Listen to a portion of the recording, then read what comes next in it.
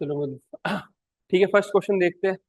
तो higher education के regarding था फर्स्ट क्वेश्चन। तो पहले आप बताओगे इंडिया में क्या स्टेटस है, कितनी यूनिवर्सिटीज हैं, कॉलेज हैं।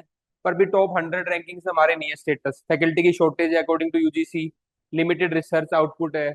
आउटडेटेड करिकुलम है। लो ग्लोबल कोलैबोरेशन है। तो ये एक बेसिक इशू आपने बताए। तो इसके कारण हमें हायर एजुकेशन चाहिए। अब उसके फायदे क्या होंगे, potential benefits of entry of foreign education institution. एक तो क्वालिटी, ठीक है, और कंपटीशन बढ़ेगा कि हमारे जो इंडियन यूनिवर्सिटीज वो भी compete करेंगी, है ना, क्वालिटी और competition. Example Yale NUS Singapore model successfully integrated global pedagogy in Asia. फिर फैकल्टी डेवलपमेंट होगी आपकी, IIT Delhi collaboration with the university of Queensland for research in sustainability and nanotechnology. Third होगा आपका global exposure मिलेगा Indian students को, उनकी जो best practice है वो हम देख सकते हैं यहाँ पे। ठीक है, रिसर्च और इनोवेशन को बूस्ट मिलेगा। इकोनॉमिक बेनिफिट होगा कि हमारे बच्चे बाहर नहीं जाएंगे तो 4x बचेगा, यहीं पे वो यूनिवर्सिटीज आ जाएंगी। फिर इंटरनेशनलाइजेशन ऑफ हायर एजुकेशन, जो हमारी एनईपी न्यू एजुकेशन पॉलिसी है वो भी कहती है कि अलाउ करना चाहिए फॉरेन यूनिवर्सिटीज को। ठीक है, alliance NEP 2020 vision to make India global knowledge superpower. Government initiative क्या क्या है इस डायरेक्शन में, तो new education policy it allows top 100 foreign universities to operate in India. UGC का रेगुलेशन है setting up of operation of campuses of foreign higher education in India. तो उनके कैंपस को अलाउ करने के लिए रेगुलेशन अलग से बना रखे हैं। बस ये इसमें आपको पॉइंट्स देने थे, जैसे एनईपी का हो गया, ऊपर यूजीसी का डेटा हो गया, यहाँ पे यूजीसी के कंट्रोल हो गए, उस हिसाब से करने थे। फिर गिफ्ट सिटी इनिशिएटिव, और पहले वाले पार्ट में डिफरेंट डायमेंशन बतानी थी, क्या क्या बेनिफिट होंगे रिसर्च में, फैकल्टी इंप्रूवमेंट में, ग्लोबल एक्सपोजर में। Gift city initiative, foreign universities like Deccan universities and आपकी वुलोंगोंग आर सेटिंग अप कैंपसेस। तो ये हमने इनिशिएटिव लिए ताकि फॉरेन यूनिवर्सिटी इंडिया में आ जाए। अब उसमें चैलेंजेस और कंसर्न क्या है, उनकी फीस ज्यादा रहेगी, तो अगेन रिच विल अफोर्ड, है ना। तो इक्विटी कंसर्न आएगा हाई फीस स्ट्रक्चर के कारण। रेगुलेटरी अनसर्टेनिटी है क्योंकि हमारे यहाँ पे यूजीसी और एआईसीटी के कॉम्प्लेक्सिटी रहती है। ये वैसे भी आप एजुकेशन रिफॉर्म में कर सकते हो कि सिंप्लीफाई करो रेगुलेशंस को। तो रेगुलेटरी अनसर्टेनिटी, क्वालिटी अश्योरेंस, जितनी भी सारी जरूरत होती है फॉरेन यूनिवर्सिटी सारी क्वालिटी एजुकेशन देती हो, तो देर आर चांसेस कि वो कोई रिस्क ऑफ सब standard institute exploiting Indian students, ये भी हो सकता है। बस नाम नाम फॉरेन हो गया, वहां पे बच्चों को क्वालिटी एजुकेशन दी नहीं जा रही है। तो ये भी ध्यान रखना में क्वालिटी एश्योरेंस का चैलेंज है। Cultural and social miss alignment, ठीक है। अब इसका बताता हूँ कल्चरल मिस अलाइनमेंट का एग्जांपल। अब एक मेरे फ्रेंड है, वो आइसलैंड गए जैसे, है ना। तो अभी उनकी 2-3 साल से वहीं पे जॉब थी। तो उनकी एक डॉटर है 5-6 ईयर की। अब वो जैसे घर पे तो हस्बैंड वाइफ में लड़ाई हो ही जाती है ना। तो वो उसने देखा अपने आइसलैंड से 2-3 साल वहां पे रह रही थी वो। अब वो घर पे आती है तो वो लड़ पड़े भाई भाभी दोनों आपस में। तो वो बच्ची अपने पापा को कहती है, अपनी मम्मी को, कि if you are not finding comfortable you must leave each other. अब वो इतना घबरा गया, कह रहा यार ये बच्चे मेरे क्या सीख जाएंगे यहाँ पे। वो आइसलैंड छोड़ के वापस इंडिया आ गए। कहने का मतलब कहीं ना कहीं कल्चरल मिसअलाइनमेंट, इंडिया कल्चर अलग चलता है, जो वैल्यूज होती हैं वो सारी चीजें। तो कह रहे बच्चे पता नहीं मेरे क्या सीख जाएंगे, हमें अलग करवा देंगे। पर वहां पे माहौल थोड़ा अलग चलता है, फ्रीडम जो भी है एक्स वाई जेड। पर एक एग्जाम्पल था। ऐसे हर चीज में कई जगह पे कल्चरल मिल्यू, इस कंटेक्स्ट को यहाँ पे वो एब्जॉर्व करे ना करे, वो चीजें मैटर करती है। ठीक है, cultural and social misalignment, impact on domestic institution, यहाँ पे उनको स्टिफ कंपटीशन फेस करना पड़ेगा तो उनकी भी दिक्कत होगी। ठीक है, तो ये कंसर्न्स हैं जो हमें एड्रेस करने हैं, मना नहीं करना है, रेगुलेटरी कंसर्न्स हैं। अब इनको हम एड्रेस करेंगे कैसे भी करके। वे फॉरवर्ड देखो इसमें क्या करना चाहिए। रोबस्ट रेगुलेटरी फ्रेमवर्क, तो हमारा जो फ्रेमवर्क है वो बिल्कुल रोबस्ट होना चाहिए। ठीक है, strengthen UGC guideline to ensure only reputed and accredited foreign universities are allowed. तो ये नहीं है भी हर एक को अलाउड कर दो, जो रेप्यूटेड है उन्हीं को अलाउड करो, ऐसे हमारी गाइडलाइंस बिल्कुल स्ट्रीमलाइंड हो। पब्लिक प्राइवेट पार्टनरशिप हो, ठीक है। Encourage joint degree program, faculty exchange and collaborative research rather than wholesale entry. तो ये मत करो कि भाई पूरा उनको अलाउ ही कर दो, कुछ ज्वाइंट प्रोग्राम स्टार्ट कर लो ताकि धीरे धीरे एंट्री हो, फिर अच्छा लगे, सब चीज पैरामीटर सेट है, एक काइंड ऑफ पायलट प्रोजेक्ट हो गया, है ना। स्टार्टिंग में थोड़ा बिगिनिंग में आप ऐसे कर सकते हो कि ज्वाइंट डिग्री प्रोग्राम कर सकते हैं, या फिर फैकल्टी एक्सचेंज कर लो, या कोलैबोरेटिव रिसर्च कर लो। ये तरीके होते हैं कैसे हम किसी की एंट्री अगर करवानी है तो कैसे स्टेप बाय स्टेप करवा सकते हैं। अगर आपको रिस्क है तो इस तरीके से आप गवर्नमेंट को सजेशन कर सकते हो, अपने आंसर में सजेशन कर सकते हो। फोकस ऑन कैपेसिटी बिल्डिंग, ये सोचो कि हमारी जो फैकल्टी है उन्हीं की कैपेसिटी बढ़ाएं ताकि यहाँ पे अच्छी एजुकेशन हम जनरेट कर सके। ठीक है, इंसेंटिवाइज अफोर्डेबल एजुकेशन, उनको भी ये कहते हैं भाई अगर आप आ भी रहे हो तो कुछ सीट्स रिजर्व रखें या फिर उनमें फीस का कुछ कैप रखें। Mandate foreign institution to allocate scholarship and maintain fee cap for the Indian students, उनके लिए अगर फी, ताकि इक्विटी वाला पार्ट एड्रेस हो जाए। नहीं तो फिर क्या होगा, अगेन जो रिच है वो एसेस कर पाएंगे।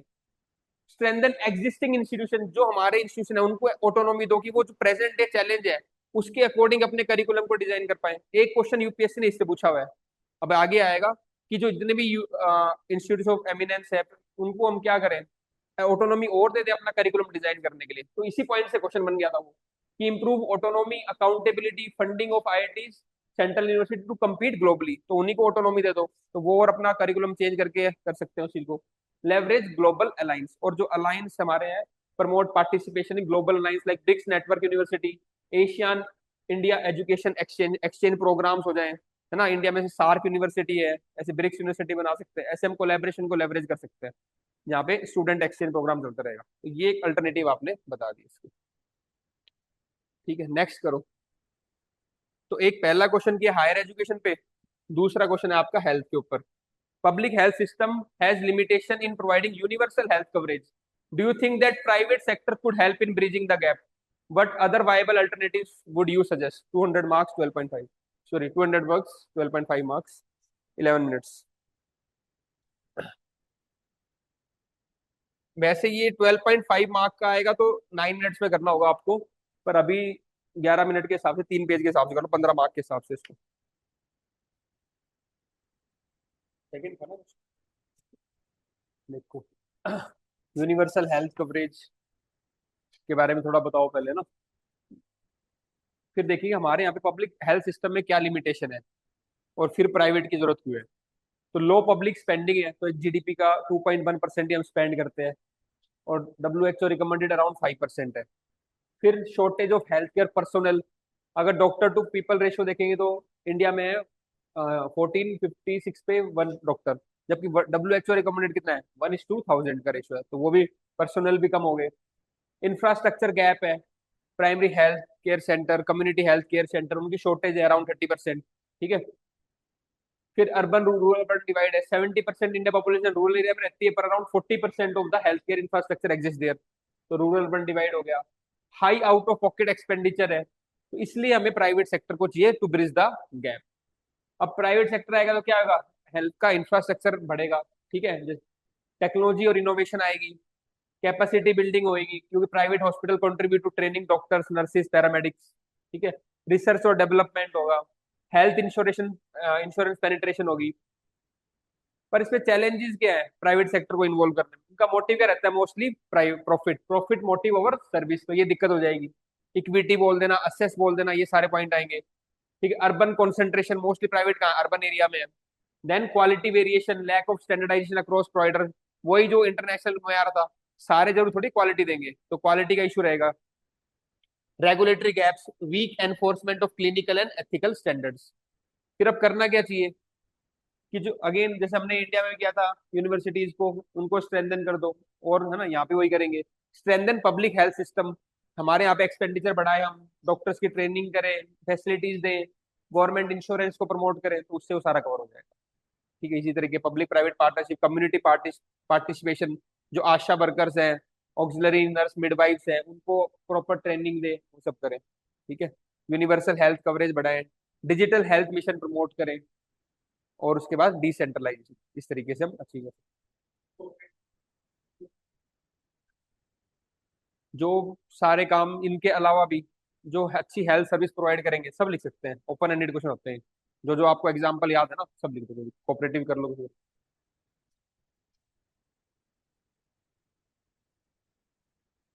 तो थर्ड क्वेश्चन करेंगे डेमोग्राफिक डिविडेंड से।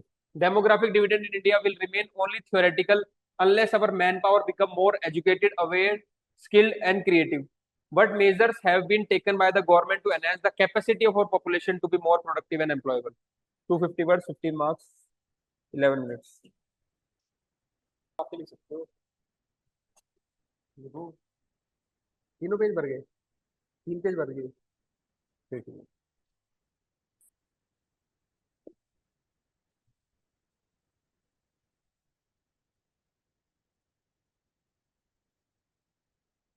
चलो भाई देखो, पहले demographic India is experiencing demographic dividend window which is projected to last till 2055 with 65% of population below 35 years of age.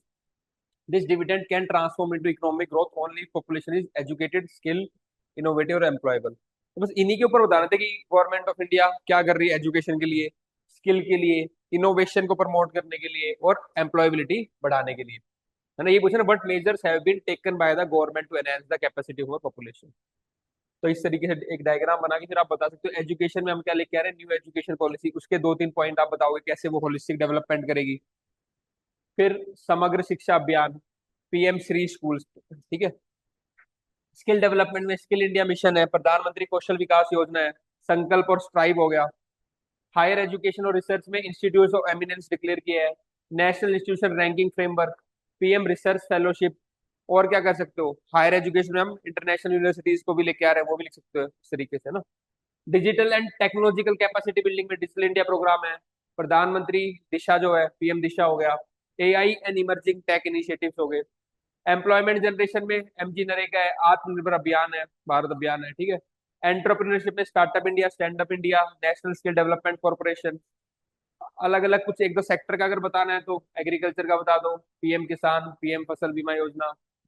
Health care में, मैन्युफैक्चरिंग में मेक इन इंडिया, पीएलआई, ये overall develop करेगा हमारे ह्यूमन स्ट्रक्चर को, human develop resource को, और employment generate करेगा, innovation promote करेगा। वही सारे स्कीम्स लिखनी थी आपको, सोशल सिक्योरिटी और वेलफेयर में। पर फिर भी कुछ चैलेंजेस है, तभी तो उतना यूटिलाइज नहीं कर पा रहे हैं, चैलेंज जरूर लिखने थे इसमें।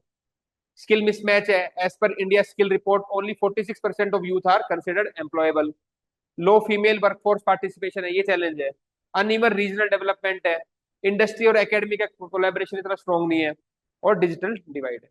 करना क्या चाहिए, strengthening the school to work transition, ठीक है। Formal vocational training in school curriculum as per, धीरे धीरे स्कूल लेवल से वोकेशनल एजुकेशन को प्रमोट करे, जैसे नेशनल एजुकेशन पॉलिसी ने भी कहा ये बात, as per NEP. Focus on soft skill, communication skill, उन पे डेवलप करें। इंडस्ट्री की partnership, skilling programs align with industry demands, ठीक है, ताकि वो एम्प्लॉयबिलिटी गैप ना रहे, है ना। नहीं तो इंडस्ट्रियल ट्रेंड नहीं हो पाते even after graduation. Boost research and development और ह्यूमन एम्पावरमेंट, ये हमें करना चाहिए। रिलेटिवली इजी और सीधा क्वेश्चन था, सिंपल, ठीक है। क्वेश्चन अब करेंगे हम, क्वेश्चन नंबर 9 करेंगे, 9।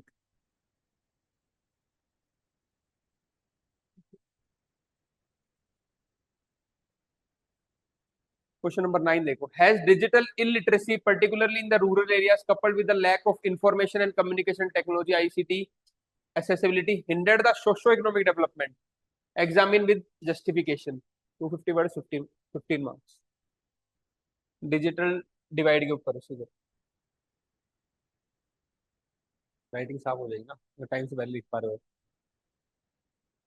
3 पेज भर दिए, 2 भरे होंगे, ठीक है। थोड़ा धीरे लिख ले फिर,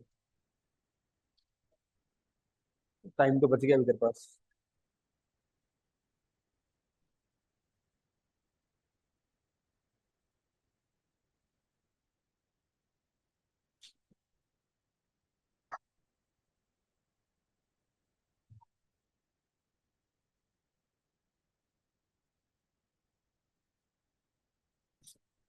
देखो इस आंसर में जो हम डिस्कस करेंगे मॉडल आंसर, इसलिए करवा रहा हूँ कि इन टॉपिक से फिर कभी भी क्वेश्चन आएगा तो तुम्हारे पास डेटा रहेगा, कंटेंट सारा रहेगा। तो इसीलिए क्वेश्चन तो इस पर्टिकुलर टेस्ट में सीधे ही है, पर वो डेटा याद करना हो, डायमेंशन जनरेट करना हो, वो एक बार कर लिया तो फिर वो टॉपिक सारे कवर हो जाते हैं। क्योंकि सोशल जस्टिस गवर्नेंस में वही टॉपिक रिपीट होते हैं, उन्हीं को एक बार ढंग से कर लो तो ऐसे जरूरी नहीं कि आपको नोट्स ही पढ़ने, इन मॉडल आंसर से सफिशिएंट सारे टॉपिक कवर हो जाएंगे आपके। क्वेश्चन नंबर 8 था ना, 9।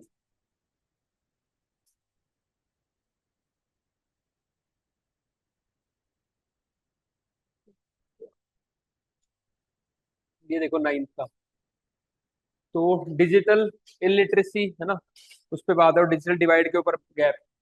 पहले आप बताओगे कितनी डिजिटल इलिटरेसी है, आईसीटी इंफॉर्मेशन कम्युनिकेशन टेक्नोलॉजी जो एक्सेसिबिलिटी उसकी कमी है। तो according to telecom TRAI 2023 internet penetration rural area approximately 38% compare to 74% in urban area. तो पहले तो डिस्पैरिटी बताओ कि वहाँ पे इंटरनेट पेनिट्रेशन ही कम है, 38% है रूरल में, अर्बन में है 74%। फिर बताओ डिजिटल लिटरेसी, ये डेटा याद कर लो कि ट्राई ये कह रहा है TRAI और नेशनल सैंपल सर्वे के अकॉर्डिंग डिजिटल लिटरेसी जो है वो only 20% of rural Indians no basic computer operation. ठीक है, कंप्यूटर ऑपरेशन के बारे में उनको केवल 20% को पता है। फिर जेंडर डिवाइड में देखो, नेशनल फैमिली हेल्थ सर्वे कह रहा है कि only 33% of rural women have ever use the internet. तो ये आप बता रहे हो कि कैसे हमारे गैप है। पहले इंफ्रास्ट्रक्चर में भी देखो आप, only 30% of gram panchayat connected via Bharat net in the phase 1। ठीक है, तो ये बेसिक गैप बता दी। फिर देखो digital illiteracy and ICT gap कैसे सोशो इकोनॉमिक डेवलपमेंट को हिंडर करेंगे, क्योंकि अब जितनी भी चीजें हो रही है वो किस पे हो रही है, ऑनलाइन हो रही है। अब जैसे गवर्नमेंट अपनी जो भी प्रोग्राम करेगी, चाहे हेल्थ में, एजुकेशन में, स्किल में, बेनिफिट करना है कोई, जो भी सोशल बेनिफिट करना है, डीबीटी करना है, सब किस पे हो रहा है, ऑनलाइन हो रहा है। तो अगर वो सब चीजें अगर लोग डिजिटली अवेयर नहीं होंगे तो वो सारा मिस कर जाएंगे। तो डिफरेंट डायमेंशन में बताना था आपको, कैसे फाइनेंशियल इंक्लूजन नहीं हो पाएगा उन लोगों का। ठीक है, कैसे एजुकेशन डिस्पैरिटी हो जाएगी, क्योंकि एक लेवल तक तो ठीक है लेकिन और हायर लेवल जानना कहीं ना कहीं ऑनलाइन आपको देखना ही पड़ेगा। फिर ये सब मैंने डेटा रिपोर्ट सब दे रखी है, केस स्टडी वो आप देख लेना। पहले डायमेंशंस पता होनी चाहिए कौन कौन। फिर हेल्थ की केयर असेस लिमिटेशंस, क्योंकि रूरल एरिया में क्या होगा, एक मान लो छोटा सा क्लिनिक है, लेकिन हायर एजुकेशन के लिए अगर गवर्नमेंट टेलीमेडिसिन का यूज करवाना चाह रही है, अगर वो यूज ही नहीं कर रहे या कनेक्शन नहीं, मतलब दे उनको बेनिफिट मिल ही नहीं पाएगा वाला। एग्रीकल्चर डिसएडवांटेज, चाहे ई नैम की फैसिलिटी हो, चाहे वेदर प्रेडिक्शन हो, चाहे डिजीज प्रेडिक्शन हो, है ना, डिजीज सर्विलेंस हो, वो सारा नहीं हो पाएगा उनके लिए। Exclusion from government services, DigiLocker, e Shram, इन सबसे। एम्प्लॉयमेंट एंड स्किल डेफिसिट, ठीक है, low digital skill restrict access to gig economy and remote work. अब क्या हो रहा है, लोग घर बैठे बैठे अमेजोन पे जो हमने पहले भी किया था ना, सेल कर पा रहे हैं। अमेजोन सहेली भी हमने देखा। तो वो सारी चीजें जो इकोनॉमिक अपॉर्चुनिटी है, जो गिग वर्कर की इकोनॉमिक अपॉर्चुनिटी है, जो फ्रीलांसिंग वाला काम है, वो भी रह जाएगा सारा। तो इकोनॉमिक अपॉर्चुनिटी नहीं हो पा रही है, स्किल नहीं हो पा रही है, हेल्थ नहीं हो पा रही है, एजुकेशन नहीं हो पा रही है, because of the digital gap. ये सब डायमेंशन आपको देनी थी इसके अंदर। फिर करना क्या चाहिए, डिजिटल इंफ्रास्ट्रक्चर को स्ट्रेंथन करो। ठीक है, यूनिवर्सल डिजिटल लिटरेसी प्रोग्राम ने किया, पीएम दिशा जो है। ठीक है, localise digital content creation, regional language में कंटेंट हो, अफोर्डेबल एक्सेस हो। ठीक है, गैजेट्स का भी और इंटरनेट का भी। Then capacity building of Panchayati Raj institution, जो भी आपको ब्रॉडबैंड भारत नेट के थ्रू करना है उसको एक्सपेंड करो। पब्लिक प्राइवेट पार्टनरशिप को इन्वॉल्व करो। ठीक है, ये हमें मेजर करना।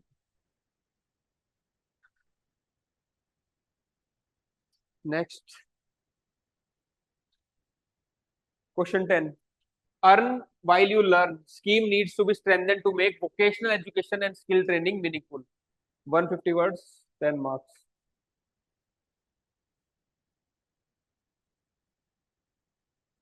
while you earn, तो उसमें एजुकेशन और एम्प्लॉयमेंट दोनों को लिंक कर रहे हैं, उन दोनों को इंटीग्रेट कर रहे हैं। Enable the student to acquire practical skill while earning. ठीक है, स्किल्स भी आपकी डेवलप हो रही है, आप सीख भी रहे हो, अर्न भी कर रहे हो। तो it integrate education with employment. अब जरूरी क्यों है इंडिया के लिए, या क्यों हमें इसको स्ट्रेंथन करना है, because it combats financial constraints. ठीक है, second it bridge the skill. तो दोनों चीज है, पैसा मिल जाता है तो फिनेंशियल कॉन्स्ट्रेंट कम होते हैं, और स्किल भी मिल जाती है तो स्किल गैप भी कम हो जाता है, एम्प्लॉयबिलिटी गैप कम होता है। रिड्यूस ड्रॉप आउट, क्योंकि मोस्टली ड्रॉप आउट इसलिए कर लेते हैं कुछ, उनको फिर कमाना होता है, तो ड्रॉप आउट कम हो जाएगा, रिटेंशन बढ़ जाएगा। Promote dignity of labour. ठीक है, then supports India MSME ecosystem. जब लेबर स्किलफुल होगी तो हमारे एमएसएमई इकोसिस्टम भी डेवलप होगा, इसलिए तो जरूरी है इसको स्ट्रेंथन करना। पर फिर भी चैलेंजेस है, क्योंकि अलग अलग फ्रेगमेंटेड स्कीम्स हैं, कोई कोऑर्डिनेशन नहीं है। ठीक है, तो फ्रेगमेंटेड इकोसिस्टम है। स्टाइफंड बहुत कम है, वो इतना सफिशिएंट ही नहीं हो पाता। ठीक है, थर्ड इंडस्ट्री डिस एंगेजमेंट है, क्योंकि वो फ्रेशर को नहीं चाहती ट्रेनिंग करे, अपना टाइम लगाए उस चीज पे। ठीक है, तो they are reluctant to train freshers. Cultural stigma है, क्योंकि वोकेशनल स्ट्रीम को लास्ट में चूज करते हैं, है ना, तो वो कोई करता नहीं है, last resort vocational. Digital and modern skills, अब क्या हो रहा है आईटीआईज में, क्या कराते हैं, कारपेंट्री, वेल्डिंग, वो सब चल रहा है, जबकि आजकल का टाइम किसका है, रोबोटिक्स का, एआई का, डिजिटल मार्केटिंग का। तो वो चेंज करने की जरूरत है, ये चैलेंजेस है। ठीक है, फिर अब करना क्या चाहिए, वो मेजर्स लास्ट में लिख देना इसके लिए। ये चैलेंज तो मेजर्स क्या है इसके, strengthen industry academia partnership, industry के साथ पार्टनरशिप बढ़े। ठीक है, करिकुलम रिफॉर्म्स हो, जिसमें जैसे न्यू एजुकेशन पॉलिसी भी कह रहा है कि स्टार्टिंग से करो वोकेशनल एजुकेशन। ठीक है, इंक्रीज फाइनेंशियल इंसेंटिव्स, ताकि वो रिटेन कर पाए वहां पे। ठीक है, आपके जो भी पढ़ रहे हैं साथ साथ वो उसमें रिटेन होता है कि स्टाइपेंड लो होता है, फिर वो बाहर जॉब देखते हैं। पब्लिक अवेयरनेस कैंपेन, ठीक है, क्वालिटी एश्योरेंस मैकेनिज्म, ये सब हम कर सकते हैं। Focus on women and marginalise group, ताकि उनको भी इंक्लूड करें, इंक्लूसिव डेवलपमेंट हो। लेवरेज डिजिटल टेक्नोलॉजीज, ठीक है, and linking skill with the gig economy and digital India. Offer flex, ये मत करो कि फिक्स टाइम, फ्लेक्सिबल दो, पार्ट टाइम दो, डिफरेंट मिक्स करा दो कि आपको जो कोर्स लेना है उस तरीके से कर लो, तो फ्लेक्सिबिलिटी हो उसके अंदर। Offer flexible part time digitally enabled internship for students in the sector like e commerce, logistic, freelancing. ताकि कई बार क्या होता है अपने और कंपल्शन है उनके साथ साथ भी अगर ट्रेनिंग करना चाहते हैं तो उनको ऑनलाइन अवेलेबल करवा दो इस तरीके से। ग्लोबल ग्लोबल स्टैंडर्डाइजेशन कर लो, कोई दिक्कत नहीं है। जैसे पर्टिकुलर एरिया में कई यूरोपियन कंट्रीज हैं, वहां पे उनके अच्छे स्टैंडर्ड से अगर आप फॉलो कर सकते हो तो करवा लो, सुविधा के लिए। तो ये भी लिख सकते हैं इंटरनेशनल बेस्ट प्रैक्टिस ना, यहाँ पे आप कर सकते हैं।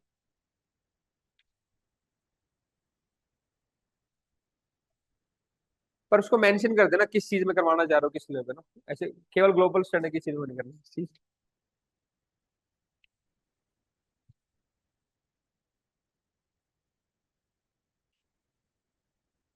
ठीक है, क्वेश्चन नंबर एक और कर लेते हैं कोई।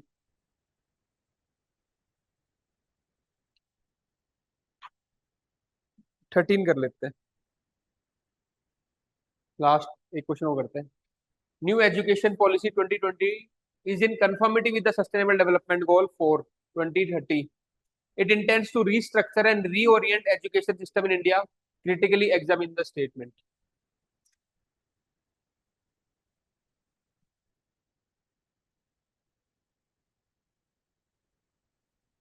देखो भाई, कैसे, पहले तो हम बताएंगे अलाइनमेंट है हमारा, है ना, alignment of new education policy with SDG 4। क्योंकि जो SDG 4.1 और 4.2 टारगेट है वो यूनिवर्सल एक्सेस की बात करेगा, एक्सेसिबिलिटी, ठीक है, यूनिवर्सल एक्सेस टू एजुकेशन। और हमारी NEP भी क्या करती है, 100% ग्रोस एनरोलमेंट रेशियो की बात करती है इन स्कूल एजुकेशन बाय 2030। तो एक्सेसिबिलिटी 100% की दोनों बात कर रहे हैं, ठीक है। It introduce early childhood care and education via NCF और foundation stage, integration of anganwadi with the formal schooling. फिर दूसरी बात क्या करता है SDG आपका 4.5 टारगेट है, वो बात करेगा इक्विटी और इंक्लूजन की, ठीक है। तो हमारे यहाँ पे भी स्पेशल एजुकेशन जोन बनाया है इसमें NEP के अंदर, for disadvantage group SC ST OBC girls transgender and differently abled. तो ये इंक्लूजन की बात होगी।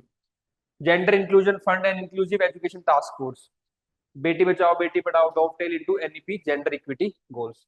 फिर देखो क्वालिटी की, तो पहले बात की एक्सेसिबिलिटी की, फिर इंक्लूजन की, ये बड़ी आने थे, फिर क्वालिटी भी देनी है। क्वालिटी एंड होलिस्टिक एजुकेशन होनी चाहिए, तो इसी हमने वैल्यू बेस्ड और ट्रेनिंग वोकेशनल ट्रेनिंग, तो होलिस्टिक एजुकेशन की बात की न्यू एजुकेशन पॉलिसी में। जबकि सस्टेनेबल डेवलपमेंट गोल टारगेट 4.7 भी इसी की बात करता है। Shift from the rote learning to competency based education, ठीक है। हाँ, एज अप्रोप्रिएट लर्निंग हो, 21st सेंचुरी की जो स्किल है, क्रिटिकल थिंकिंग, क्रिएटिविटी, कम्युनिकेशन, इन पे होलिस्टिक एजुकेशन हो। फिर टीचर ट्रेनिंग, ये एक पॉइंट डाल सकते थे, SDG भी बात करते हैं टीचर ट्रेनिंग की और NEP भी बात करते हैं। फिर life long learning and flexibility, तो मल्टीपल टाइम आप एंट्री कर सकते हो, एग्जिट कर सकते हो, लाइफ लॉन्ग लर्निंग। तो SDG 4.3 और 4.4 बात करता है और NEP भी बात होती है, ये अलाइनमेंट्स है सारी।